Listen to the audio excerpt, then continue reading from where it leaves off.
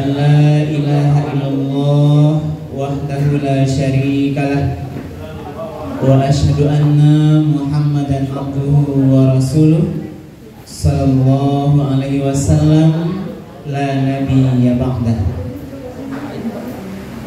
Faqala Allah ta'ala fil Qur'anil Karim a'udzu billahi minasy syaithanir rajim. Bismillahirrahmanirrahim. Ya ayyuhalladzina amanu la taqrabus salah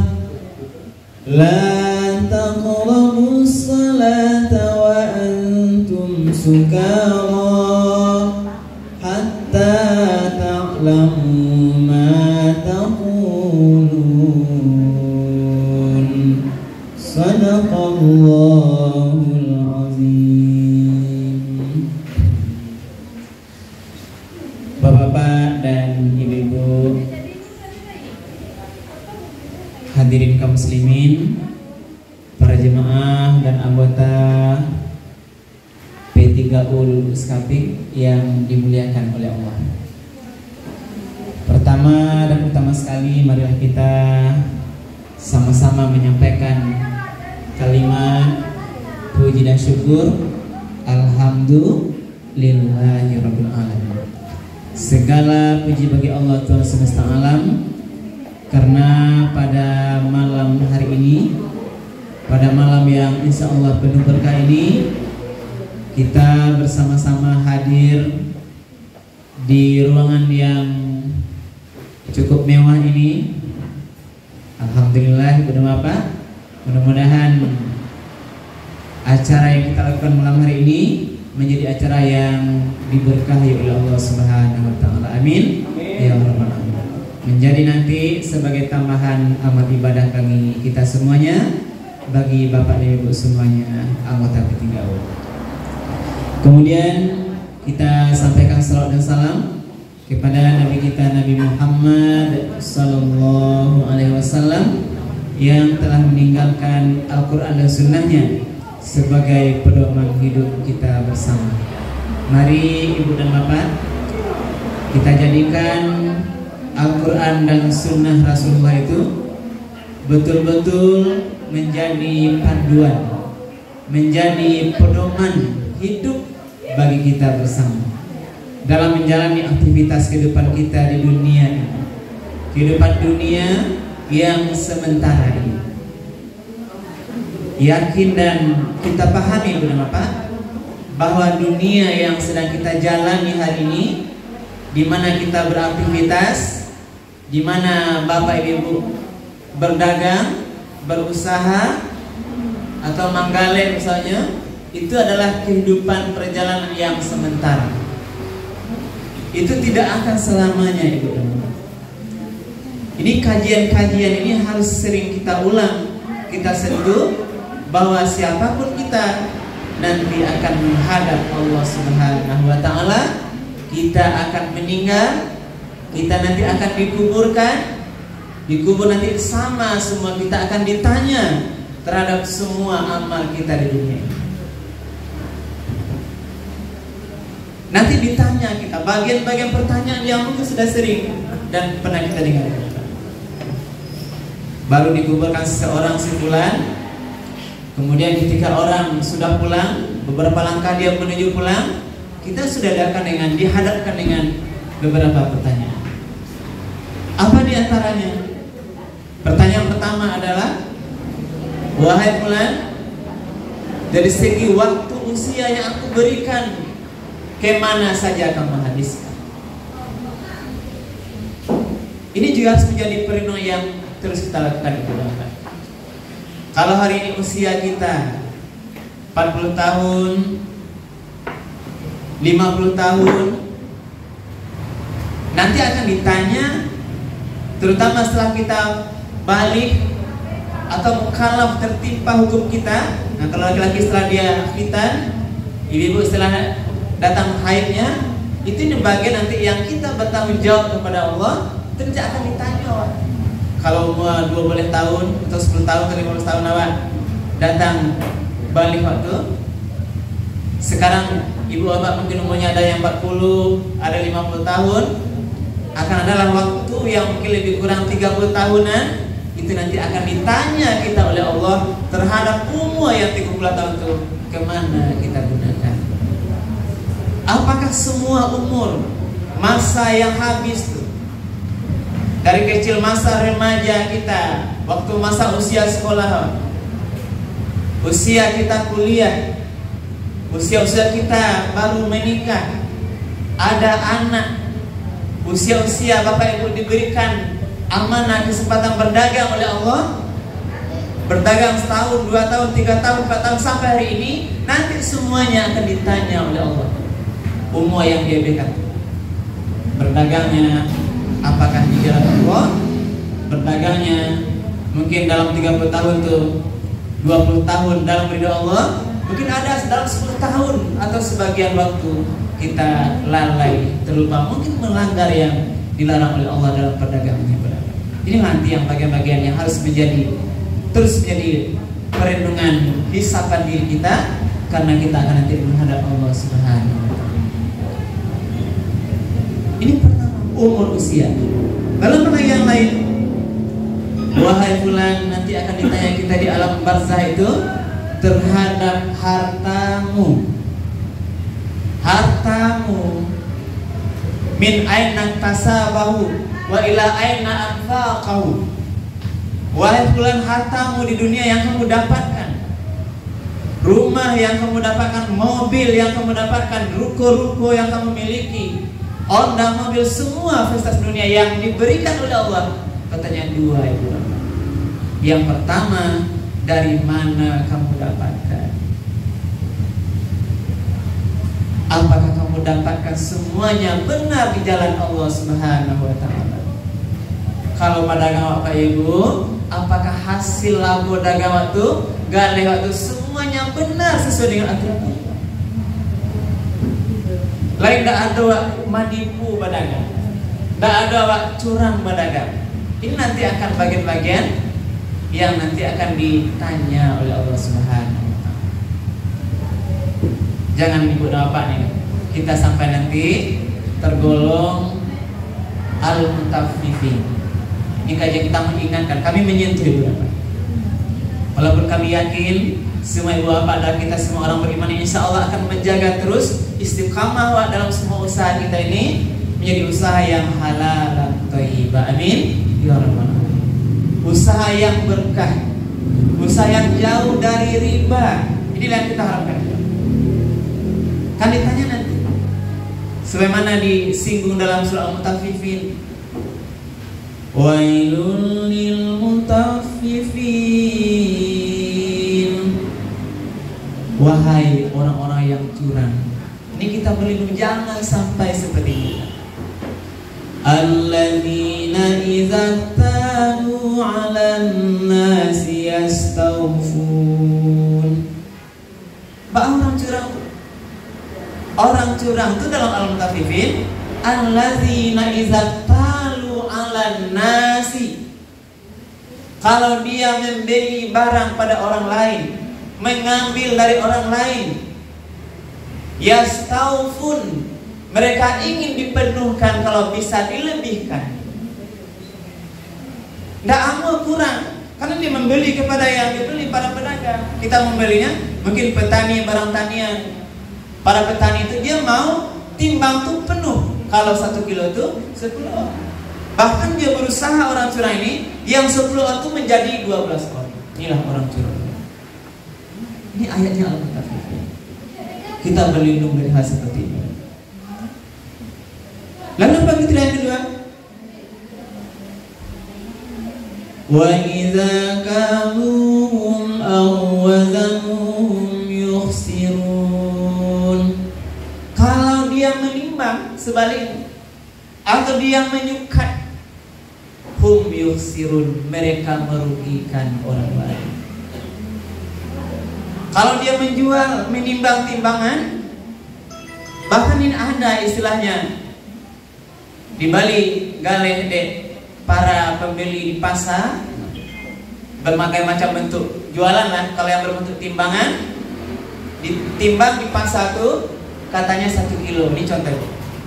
Nanti pulang lagi ke rumah, yang 1 kilo tuh hilang menjadi 8 on.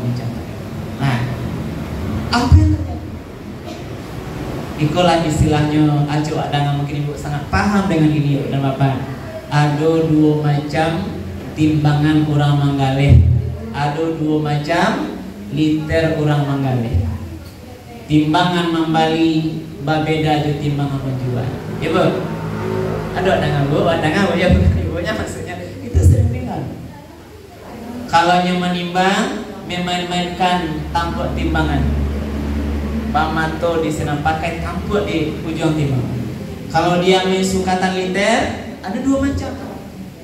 Liter membali ke orang lain, lantaknya ke bawah. Liter menjual, lantaknya kate. Lepas Bapak Ibu, izinkan saya bercerita pada kesempatan yang mulia ini. Ada cerita sahabat Ibu dan Bapak, orang-orang soleh. Ketika dia sakratul maut, dia kesulitan menghela nafasnya. Ini cerita ini menjadi inspirasi bagi kita tentang nilai-nilai kejujuran. Pada sakratul maut, orang saleh ini sulit jatuh. Gak tak sampai-sampai, artinya payah lagi sini. Lalu ditanya juga oleh sahabatnya yang soleh. Ketika ditanya dia, wahai sahabatku, saya tahu engkau ini orang yang soleh, rajin sholatnya, puasanya, infak sedekahnya rajin. Tapi kenapa saat sakratul maut ini terlihat engkau sangat kesulitan, wahai sahabatku? Dia masih bisa bicara. Berbisiklah dia, wahai sahabatku, aku ingat sekarang. Ini sahabat soleh ini adalah pedagang yang pakai literan. Kok manggaleh namanya sawilah, pokoknya yang pakai liter lah. Nanti kalau kita sebutkan nanti gak enak. Lalu ditanya, ingat dia kenapa? Barangkali wahai sahabatku, aku sulit ini sakratul maut ini. Aku ingat sekarang, aku pernah lalai membersihkan liter tempat aku jual beli. Nah, kalau sawilah namanya bu, dan pakai liter apa gini kalian bu? Bare, alai, kacang, apa dia bu? Namanya lagi. Ale, bu, bare, kacang, apa pakai liter lah? Minyak tanah, boleh? Dan lain-lain lah ya. Pertalite ya Pak Ji. Oke, liter Pak Ji ya. Nah, pakai sawilah, tapi ibunya teh singgung, benar. Itu contoh. Nah, kita sangat sensitif juga ya Pak Ji. Hati-hati kan. Jadi takkan adanya pedagang saleh kok masih bisa dia menyampaikan kepada sahabat yang bertanya terhadap kesulitannya waktu sakratul maut. Saya ingat sekarang wahai sahabat, ini bicara yang sedang sakratul maut itu yang masih bisa bicara berbisik pada kita. Aku ingat, bisa jadi kesulitanku hari ini saat-saat genting ini takana dewa kini dulu awak lupa mambarasian liter tu yang sering awak barasian ketika awak jual balik. Apa mesti mendapat? Nyocok ketika lah menimbang, lah maliter menjual orang lain, nyubarasian balik rutin. Saya kok tidak ada tersisa di situ sisa-sisa laki-laki bareng itu. Karena debu-debu beras liter nanti berapa? Kalau terlalu lama tidak dibersihkan, sekian on nanti akan bisa dikumpulkan menjadi 1 biji beras. Ya Pak? Sehari tidak diberasihan ada seketek debunya mungkin ditimbang nggak setengah on lah atau sekian lebih kecil. Seminggu tidak diberasihan akan menumpuk nanti karak-karak daripada liter. Sampai waktu yang dia meyakini mungkin terhalang menumpuk noda-noda liter tuh sampai sebungkah 1 butir beras. nyo lupa membarasihan, nyo anggap barasihan jual liter tu, sehingga terhalanglah kira-kira hak orang lain masuk ke literan itu 1 biji beras. Itu yang takana nyo karena dia lalai membersihkan, mungkin itu yang menyebabkan dia sulit sakratul maut. Kok kisah pedagang surga.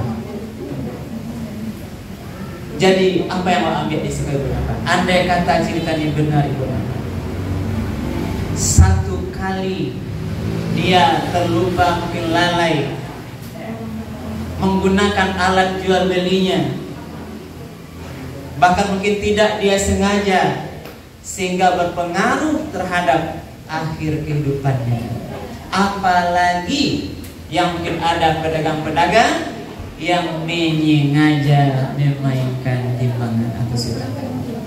Inilah berlindung kita daripada Allah Ibu Bapak. Jauh landaknya iko, jangan tak panciang kadang-kadang, karena namanya pedagang yang berkaitan dengan uang Ibu Bapak. Ibu sangat paham. Awak sadanya ingin galih aku barago, ndak ada yang ingin rugi, ya Pak Ibu? Ada yang ingin rugi mengalih Pak Ibu? Ndak ada kita. Tanyalah orang, selagi dia pedagang normal, ndak ada dia yang mau rugi dalam jual beli, pasti itu Pak. Tapi kita harus ingat, kita sebagai orang beriman, pedagang beriman harus tetap dalam nilai-nilai kebenaran ajaran agama Islam. Dasarnya Al-Quran, hadis-hadis Rasulullah. Agar nanti jangan kita sulit sakratul maut, bahkan nanti kita berat nanti di akhirat ketika ditanya oleh Allah, hartamu wahai fulan, ini rumah kamu beli dari mana? Apakah nanti sanggup sampaikan, ya Allah, ini rumah aku beli dari sebagian uang karena aku menipu di pasar. Tentu nanti akan diazab kita itu. Itu satu baru. Dari mana datang baru. Yang kedua lain, terhadap harta ini, wa ila aina anfaqahu. Harta yang dapat dari jual beli sekarang ini berapa akan ditanya besok kok kamajo nafkahkan harta itu. Ada uang, ada yang lain, kemana kita salurkan Ibu Bapak? Kita harus pastikan bahwa kita sebagai pedagang beriman harus pasti penyaluran harta kita itu di jalan yang dibenarkan oleh Allah.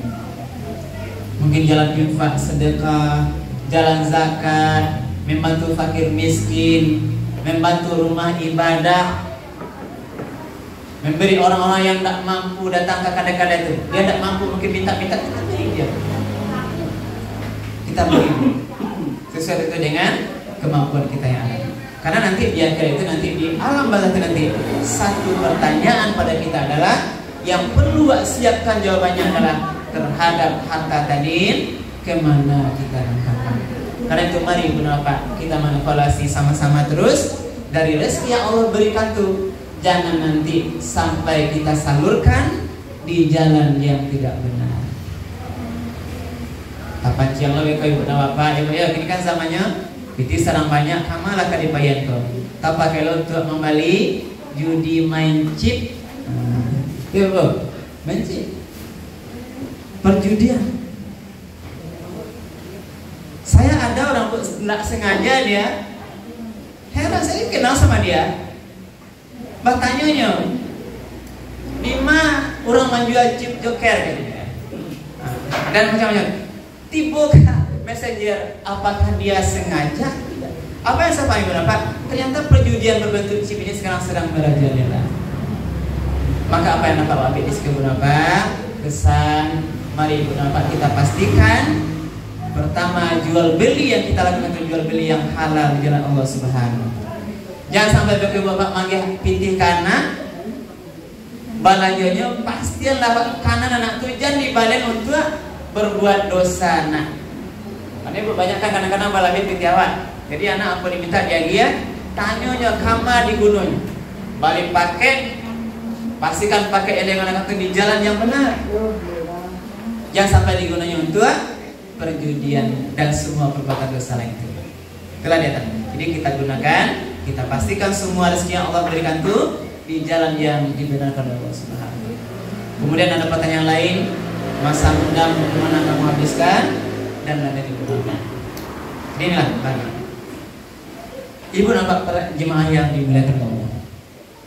Tadi ayat saya bacakan di awal ceramah itu tentang bagaimana hal yang penting dijelaskan.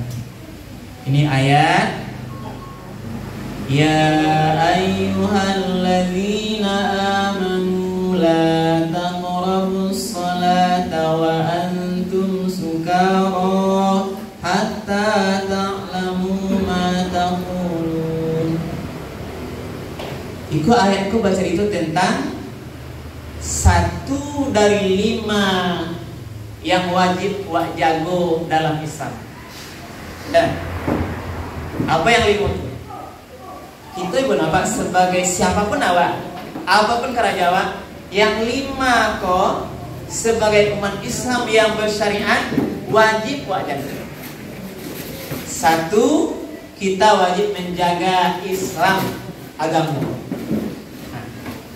Yang kedua, kita wajib menjaga akal, tidak boleh dirusak. Yang ketiga, kita wajib menjaga harta kita. Maka masalah harta nanti ada juga saya. Yang keempat, kita wajib menjaga nasab keturunan seseorang. Yang terakhir, kita wajib menjaga keselamatan jiwa di agama, akal, harta, jiwa, nasab keturunan. 5 kan kenapa harus jago. Kita sampaikan dulu satu secara singkat. Ini waktu. Yang pertama ibu bapak, kita harus menjaga agama kita yang mulia, Islam. Agama Islam yang berdiri dari kalimat tauhid la ilaha illallah wa anna Muhammadar Rasulullah. Kita sering bersyahadat asyhadu an la ilaha illallah apa lagi bu? Wa asyhadu anna Muhammadar Rasulullah. Di situ tagak Islam. Maka tidak boleh Islam ini diganggu, dirusak, dihancurkan, dimain-mainkan oleh orang lain. Kita penduduk Islam harus tegak berdiri. Kalau zaman Nabi itulah namanya untuk menjaga Islam kok ada syariat, wajib berjihad melawan orang kafir Quraisy. Kalau sekarang udah jihad dengan orang lain. Wah, menjaga Islam tuh dengan mengamalkan seluruh perintahnya, menjauhi segala larangan. Terutama yang beberapa adalah sholat. Jadi adanya perintah sholat atau zakat itu untuk menegakkan Islam. Maka mari beberapa masalah sholat kok kita harus sempurna. Jangan sampai lalai wak sholat. Termasuk apalagi kenapa? Jangan lalai wak sembahyang sholat tuh diulah sibuk urusan berjualan. Nah, ini kadang-kadang yang mengandung. Kalau pedagang tentu nanti dia akan bisa lalai karena mengurus dagang. Rugi gadang awak. Contoh pas hari Minggu ibu, kan dari pasar tuh orang banyak belanja enak, banyak belanja. Awak sadang-sadang menikmati dagangan awak. Ketika azan zuhur, azan orang zuhur, hayya 'alas shalah, sudah awak salat. Hayya 'alal falah. Dikecen di sini salat itu menuju ke mana? Nanti akan terpilah. Ibu yang masih melanjutkan berdagang, apakah kondisinya sedikit rami atau sangat rami? Inilah ujian bagi pedagang. Dia mau sholat langsung ketika orang azan, atau dia meneruskan perdagangannya ketika orang azan. Karena itulah yang mengapa. Kalau dia teruskan dagangnya, dia lalai sholatnya, dari dunia mungkin dia mendapatkan, tapi akhirat yang untung yang kekal abadi, rugi dia mendapat. Dek nang ketik sebenarnya rugi yang kan lalai. Gak dapatnya pahala sholat di awal waktu. Afdalus sholat fi awwali waqtiha. Salat yang paling mulia adalah itu satu. Yang kedua, jaga akal. Tidak boleh akan dirusak. Maka itulah diharamkan minuman-minuman berkhamar. Maka tadi ayat mengajian, jangan sholat. Ini bagian kedua dari syariat masalah khamar.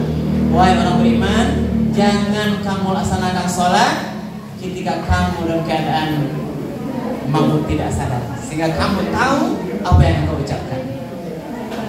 Termasuklah yang ketiga, kita wajib menjaga persoalan nasab keturunan.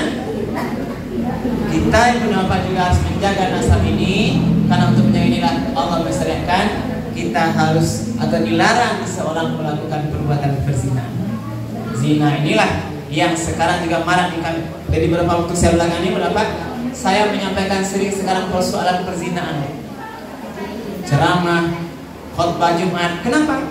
Karena saya sebagai penghulu di KUA ini sudah sangat risih sekarang. Risihnya berapa?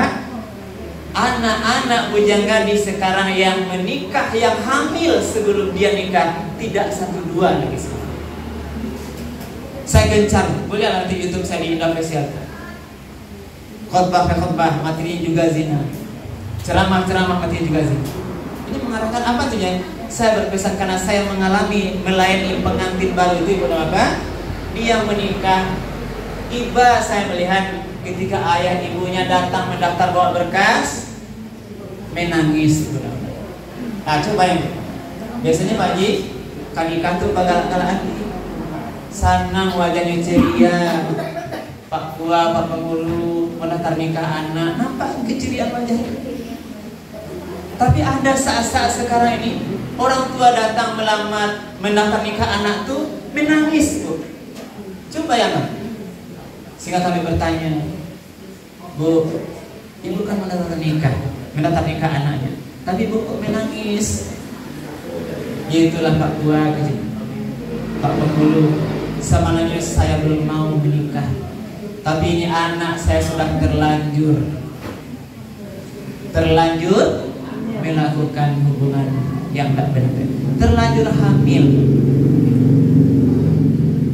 Dari yang saya layani itu Ibu Bapak, kita iba, kita usia sekolah sebagai sedang aktif sekolah, ada yang sedang ujian terakhir sekolah. Yang berapa saat belakang ini anak laki-lakinya kelas 3 SMP, yang padusi kelas 1 SMA. Real, bukan cerita dong ini. Saya yang pada saya mendaftar, saya yang menikahkannya ke rumah. Inilah juga bisa saya di waktu yang berani Pak Ji. Mungkin ini daripada orang lain tidak tentu, mungkin nanti kita berlindung, mudah-mudahan jangan terjadi di anak awak Ibu. Ya kan ya, amin ya. Karena pergaulan anak sekarang itu sangat luar biasa bebas. Sangat luar biasa bebas. HP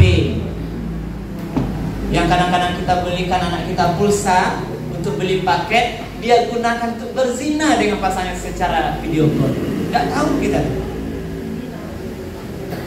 Kamar dia tutup. Kalau dulu orang berzina itu terang-terangan bisa pantau, sekarang tidak. Dulu berzina di luar rumah, sekarang di dalam rumah, di kamarnya masing-masing. Itulah waspadalah itu.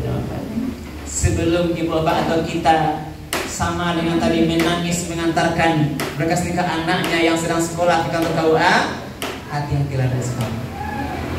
Tanyo anak gadis awak dari perjalanan sekolahnya kamanya pai, nang hujan kanan juga. Sebab pendapat saya pribadi menanya, kalau cari dari segi motif dia melakukan, kesempatan waktu dia melakukan, termasuk alasan kenapa bisa melakukan, itu hal-hal yang sederhana. Tempatnya kita coba tanya, waktunya kita tanya. Ini contoh, ini pelajaran. Dia melakukan, dia pergi sama kawannya, lah minta izin ke Pak Ibu. Contoh pertanyaan izinnya, Ma, awak ini minta izin pai beraja kelompok. Mengarajuan tugas rumah kawan. Kalau anak ibu bapak minta izin diizinkan tuh Bu? Diizinkan tidak Bu? Diizinkan. Kita berprasangka baik pada anak kita. Lalu kemana kamu setelah itu? Pada saat dia tempat temannya banyak kelompok itu, datang pacarnya menjemput. Inilah awalnya. Menjemput, main-main. Dan sebagian besar Bu, anak yang melakukan ini tidak ada niat awalnya. Tidak ada niat dulu. Dan memang ada juga yang berencana ini tidak. Kalau kita katakan gilanya nggak sekarang ini, berencananya melakukan di hari yang dia tentukan dulu. Mungkin hari ulang tahunnya, hari Valentine Days-nya, berencana dia. Kok kamu lakukan? Ada rencana? Ada. Dia melakukan ini, memberikan pada kekasihnya di hari yang dia tentukan. Balakah gilonya nanti. Dia berikan mahkota kehormatannya pada pasangannya di hari Valentine Day yang merusak. Ada sebagian tidak ada niat. Tidak ada niat, tapi karena dia pergi berdua-duaan, tidak ada orang lain baca itu. Sudah tuh, tipe setan gak ada pilih kan? Pegangan tangan dan segala sampailah terjadi hal yang tidak dia inginkan. Itu dari segi tidak ada niat. Apalagi Bu yang boleh ketahui? Ibu apa hati-hati ketika anak di rumah ibu baik kantu apa karajo mengaleh. Ternyata sebagian anak melakukan di rumah ibunya ketika pacarnya datang. Kok kau lakukan ini? Di mana ya mak? Sedang baik bakarajo. Kok mangaleh kantu kati kok paitulah waktu tu dia tentukan tu anaknya di rumah datang tamunya dia lakukan di kamarnya di rumah tu. Barang gilonya ini. Taman lebih gilo lebih aja. Sudah ceritanya Pak Ji. Dia melakukan Bu ketika ayah ibunya ada di rumah itu. Kebayangkan kan? Ibunya asli memasak di dapur. Tamunya datang ke rumah. Tamunya ini pacarnya ini di rumah dia merayakan di ruang tamu. Ketika ibu bapaknya atau ibunya sibuk di dapur, dia ke kamar. Luar biasa dia. Inilah saya sampaikan ini pelajaran. Mari kita hati-hati Bu. Hati-hati sebelum jauh lebih jauh kita ingatkan. Maka saya menyatakan dalam ketika mengkaji zina kita motivasi anaknya untuk kalaulah ado kawannya lah pati menikah segera nikahkan. Janganlah lama. Lah ado pasangannya segera nikahkan. Ibu jangan ragu persoalan kerjanya. Jangan ragu anak kadihawa persoalan makannya. Karena Allah lah jelaskan wa ankihul ayama minkum wassalihina min ibadikum wa imaikum iyakunu fuqara yunihimullahu min fadli innallaha wasi'un alim. Apa ucapan Allah? Dan nikahkanlah para anak-anak bujang awak, para anak gadis awak yang masih sendiri atau jomblo disuruh menikahan, atau dari budak-budak perempuan laki-laki yang patut menikah. Iya kunu fuqara, kalau ragu atau dia ini fakir, nggak ada rezeki, alun bakarajo, tapi lah patut. Apa kata Allah?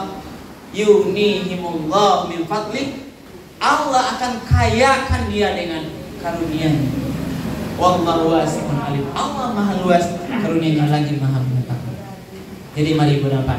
Mungkin kini anak awak sedanglah kami nikah anak bujang gadis. Kalau nak bujang kanan, jangan nanti kalau bebas, segerakan saja menikahnya Bu, agar nanti dia tidak terjebak kepada perzinahan. Yang penting tadi, nah tentu, walau bagaimanapun ibu tetap mengingatkan agar anak kita ini mencari pasangan yang tentu dari segi agamanya bagus. Ini kita penasaran. Yang terakhir berapa? Nah, juga kita disuruh menjaga harta kita. Bahasanya ngomong menyampaikan tidak bolehlah mencuri di sini. Haramnya mencuri untuk menyelamatkan harta orang lain, maka tidak boleh nanti sampai mengambil harta orang lain yang tidak benar. Sejengkal tanah yang kita rampas dari punya orang lain, masa asasi pada nawa nanti menjadi beban, nanti membuat jalan kita menuju nerakanya Allah Subhanahu. Yang terakhir kita wajib menjaga jiwa. Nah itulah dilarang dalam Islam, tidak boleh membunuh orang. Ini menjaga memakai jiwa sekarang. Inilah mungkin ibu dan bapak para jemaah anggota P3U yang dimuliakan Allah yang dapat kami sampaikan. dengan harapan di sisa umur awak ibu bapak yang awak tak tahu sampai bila batin. Karena kadang umur ibu bapak tidak di luar dugaan. Kecil juga dipanggil, sedang sekolah juga dipanggil. Dan bagaimana bisa menjadi pelajaran berharga bagi awak pagi? Nah, ketika Allah berkehendak nanti dia akan memanggil awak dalam waktu yang awak tahu. Ini pelajaran bagi awak. Semua kita nanti akan datang ke situ. Maka siap-siap awak, siapkanlah dengan seluruh amal terbaik kita. Mudah-mudahan nanti ketika Allah panggil awak japi awak umur diambilnya Allah, kita kembali kepada Allah dalam keadaan Allah ridho dengan semua aktivitas kita. Amin ya Rabbil alamin. Kita berdoa mudah-mudahan mati kita nanti matinya husnul khotimah. Amin ya Rabbal alamin. Demikian yang dapat kami sampaikan pagi dan semua bermanfaat. Mudah-mudahan bermanfaat. Berbanyak maaf. Kita akhiri subhanallahi bihamdika asyhadu an la ilaha illa anta astaghfiruka wa atubu ilaik. Billahi taufiq wal hidayah. Wassalamualaikum warahmatullahi wabarakatuh. Alhamdulillah.